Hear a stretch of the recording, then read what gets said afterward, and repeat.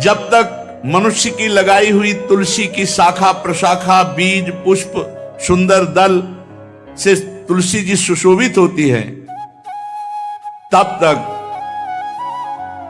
हजारों कल्पों में श्री हरिधाम में रहते हुए उसका कभी पुण्य नष्ट नहीं होता। जैसे एक दिन तो 1000 कल्प, 2 दिन 2000 कल्प वो भगवान के नित्य धाम में महान सुकृत के बल से भगवत धाम में रहेगा, जो तुलसी जी का पक्का मान लीजिए। जब स्वयं में से तो तुलसी जी रोपण करके तुलसी जी का एक वन लगाया और रोज नवीन नवीन मंजरी तुलसी दल लेकर प्रभु के चरणों में, कहीं न कहीं तुलसी जी की कृपा हुई। वृंदावन, ये वृंदा अधिष्ठात्री देवी वृंदावन की है, इनकी कृपा के बिना। हे चंद्रादने, संपूर्ण पत्रों और पुष्पों को जो उतार करके सम्मान पूर्वक पहले प्रार्थना करनी चाहिए। हे वृंदा देवी, हे तुलसी जी, भगवान श्री हरि की पूजा के लिए या प्रियाजू की पूजा के लिए हम आपके कुछ मंजरी कुछ दल लेकर के सेवा करना चाहते हैं, आप कृपा करके मुझे दीजिए, और फिर उतार दें। ऐसे नोचना नहीं, बहुत सम्मान से बहुत प्यार से, तो तुलसी जी प्रसन्न होती हैं। जो मनुष्य तुलसी दल से श्री हरि की पूजा करता है, कोई भी पाप उसका स्पर्श नहीं कर सकता।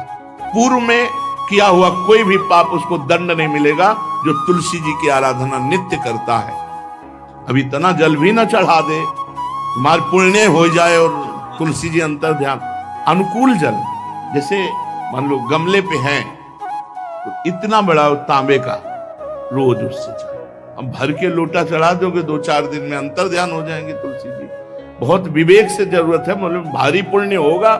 अब इतना बड़ा लोटा रोज जल चढ़ाओगे तो 2-4 दिन में पीली होके अंतर ध्यान हो जाएंगे। इतना जल, अनुकूल जल चाहिए। एक तांबे का छोटा सा लिया, ऐसे रोज डालो, उसमें कोई फर्क नहीं, और गमला उठाकर धूप में विराजमान करो। सेवा का मतलब क्या है? जो तुलसी जी को जल अर्पित करके तुलसी जी की सेवा करता है, हरि चिंतन करता, कभी कोई पाप उसका स्पर्श नहीं कर सकता। 100 भार सोना, 400 भार चांदी,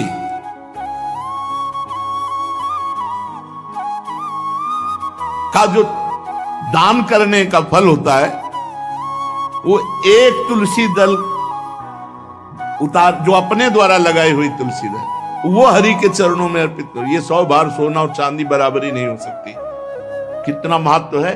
जो रोज तुलसी दल चयन कर, द्वादशी को ना चयन करे, द्वादशी को मतलब बहुत बड़ा अपराध लगता है तुलसी दल का, इस मतलब तुलसी के वृक्ष का भी स्पर्श न करे। प्रणाम नमस्कार दूर से, एक भी दल नहीं टूटना चाहिए। द्वादशी को ऐसा हमने महापुरुषों से सुना है कि मंजरी और पत्र उतारना ये ठीक नहीं, बिल्कुल नहीं ठीक है।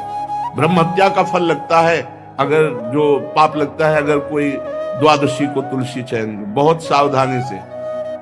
जो तुलसी जी का सेवन करता है उसकी सारी कामनाएं तुलसी जी पूर्ण कर देती है।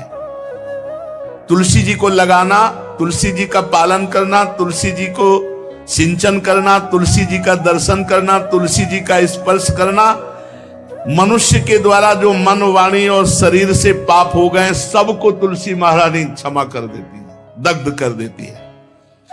पुष्कर आदि तीर्थ, गंगा आदि परम पावन नदियां, ये सब जो स्नान आदि अवगाहन आदि करने का फल देते हैं, वो केवल तुलसी जी घर में विराजमान है उसको फल मिल जाएगा। कितने बढ़िया। जो तुलसी जी की नवीन मंजरी प्रभु के चरणों में अर्पित करके प्रणाम करता है, वो चाहे कितना भी अपराध किए हो, वो कभी यमपुरी को नहीं देखेगा, कभी यमराज के पास नहीं जाएगा। जो मनुष्य तुलसी काष्ठ का घिसा हुआ चंदन लगाता है, उसके सारे संचित भस्म हो जाते हैं, और क्रियमाण जो वर्तमान वो कभी उसको बांध नहीं सकते। तुलसी जी का काष्ठ का घिसा हुआ चंदन।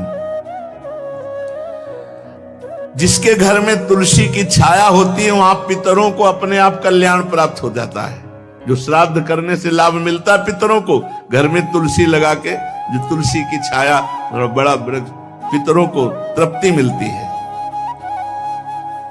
चतुर्भुज ब्रह्मा जी सारंग धनवा श्री हरि के महामहिम स्वरूप की अनुभूति करने के लिए भी कहा है कि तुलसी जी का महान महात्म्य है। अगर तुलसी जी का सेवन करे तो भगवान श्री हरि की महिमा को जान जाएगा। स्त्री हो या पुरुष, पुरुष नपुंसक नारीवा जीव चराचर कोय, सर्व भाव भज कपट तज मोह परम प्रीस।